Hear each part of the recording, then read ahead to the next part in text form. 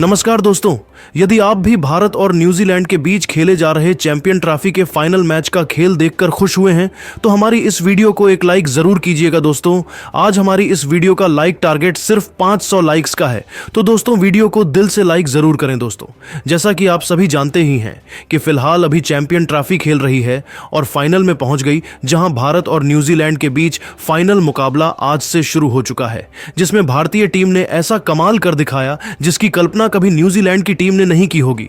तो दोस्तों, बताने जा रहे हैं आपको भारत और न्यूजीलैंड के बीच खेले जा रहे फाइनल मुकाबले का पूरा रोमांचक हाईलाइट। उससे पहले यदि आपने अभी तक चैनल को सब्सक्राइब नहीं किया है तो सब्सक्राइब जरूर करें, ऐसे ही क्रिकेट की अपडेट पाते रहने के लिए।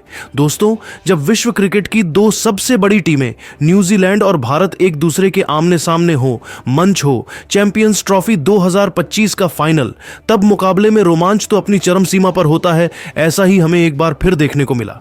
इस सबसे बड़े मुकाबले में अपनी लाज दांव पर लगाकर सितारों से सजी न्यूजीलैंड की टीम जब टीम इंडिया के सामने उतरी, तब बदले के मुकाबले में रोहित और कोहली के विध्वंस के बाद पांड्या के साथ राहुल का बल्ला इस कदर गरजा कि न्यूजीलैंड के साथ साथ करोड़ों क्रिकेट प्रेमियों की रूह कांप गई।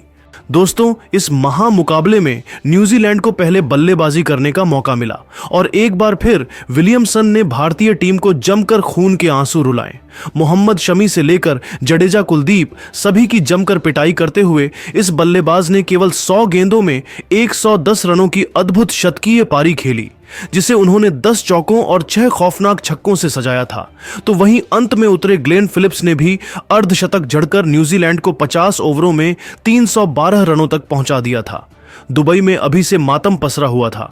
वहीं कीवी फैंस तो जश्न मना रहे थे। उन्हें लगा कि यहां तक पहुंचना भारत के बस की बात नहीं है, क्योंकि एक तो इतना बड़ा लक्ष्य, ऊपर से चैंपियंस ट्रॉफी का दबाव, कोई भी टीम बिखर जाती। लेकिन भारत तो इस वक्त अलग ही फॉर्म में चल रही है और किसी को अंदाजा भी नहीं था कि असली तबाही तो अभी आने वाली थी।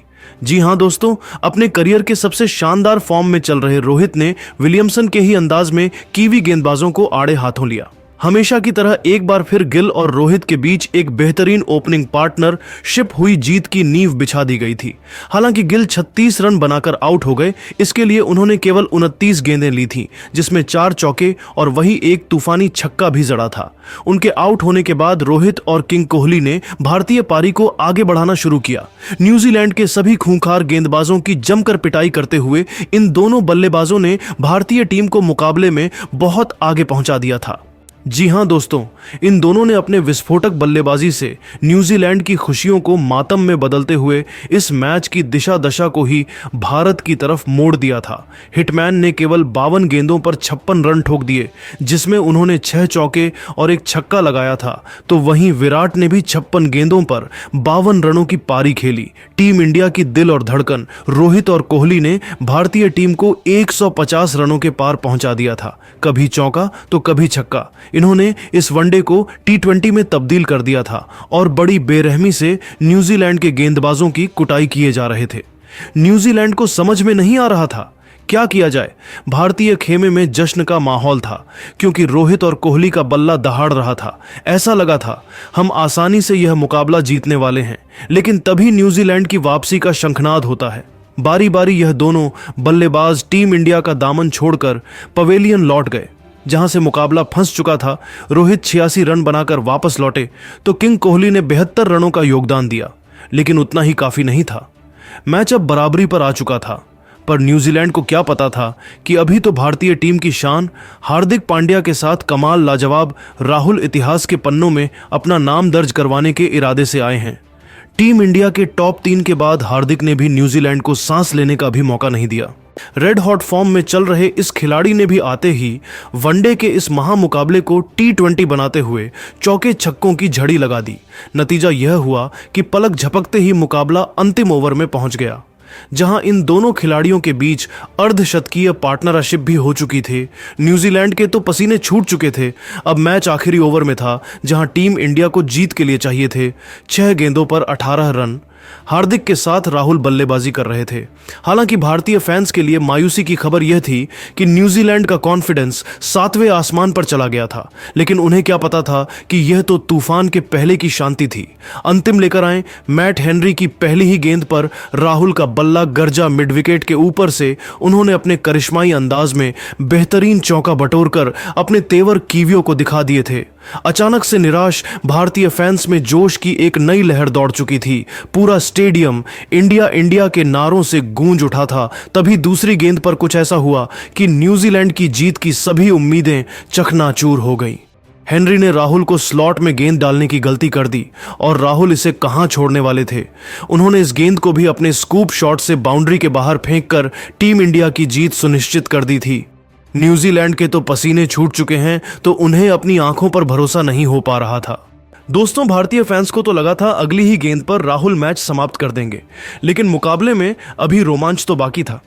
तीसरी गेंद पर राहुल बल्ले का संपर्क गेंद से कराने में नाकामयाब हुए, लेकिन उसके बावजूद हार्दिक ने चालाकी दिखाते हुए इस पर सिंगल चुरा लिया।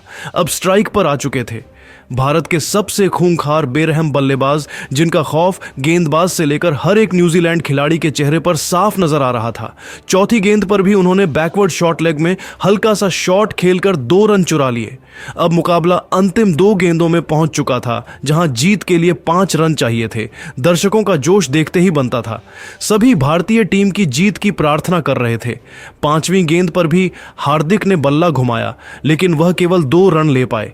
अब यह मुकाबला अंतिम गेंद तक पहुंच चुका था, जहां टीम इंडिया को 3 रन चाहिए थे, तो वहीं न्यूजीलैंड को 1 विकेट चाहिए था। पूरे स्टेडियम में सन्नाटा हो गया था कि आखिर अब क्या होने वाला है। लेकिन दोस्तों, इतिहास लिखने के इरादे से तो ये दोनों बल्लेबाज आए थे।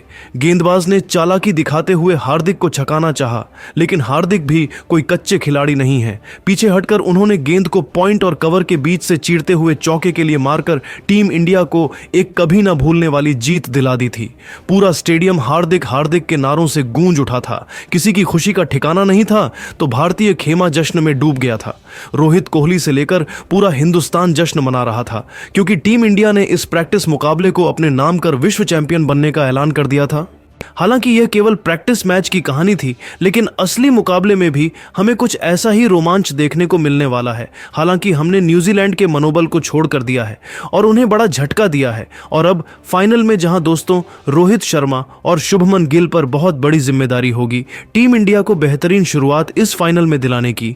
और यदि यह दोनों उसमें फ्लॉप होते हैं, फिर विराट कोहली का बल्ला चलना इस बड़े मैच में बहुत ज्यादा इंपॉर्टेंट है, क्योंकि जितने भी फाइनल भारत हारी है वहां भारत का टॉप ऑर्डर ऑलमोस्ट फ्लॉप रहा है। ऐसे में यदि टॉप ऑन ऑर्डर से रोहित शर्मा या विराट कोहली चल गए, तब तो टीम इंडिया की बल्ले बल्ले है। भारत को कोई भी नहीं हरा सकता है। ऐसे में इन दोनों दिग्गज खिलाड़ियों पर पूरे देश की जिम्मेदारी है। देखना दिलचस्प होगा कि किस तरीके से इस फाइनल मुकाबले में यह टीम इंडिया की जीत की यादगार कहानी लिख पाते हैं, और क्या जाने से पहले चैंपियंस ट्रॉफी रोहित शर्मा अपने नाम कर पाएंगे। लेकिन दोस्तों, अब आपको क्या लगता है कि रोहित कोहली और विलियमसन में कौन सबसे महान बल्लेबाज और कप्तान है? कौन अपनी टीम को इस बार चैंपियंस ट्रॉफी में जीत दिला पाएगा? अपनी कीमती राय हमें नीचे कमेंट करके जरूर बताइए, और ऐसी ही शानदार खबरों के लिए हमारे चैनल को सब्सक्राइब करना ना भूले। धन्यवाद।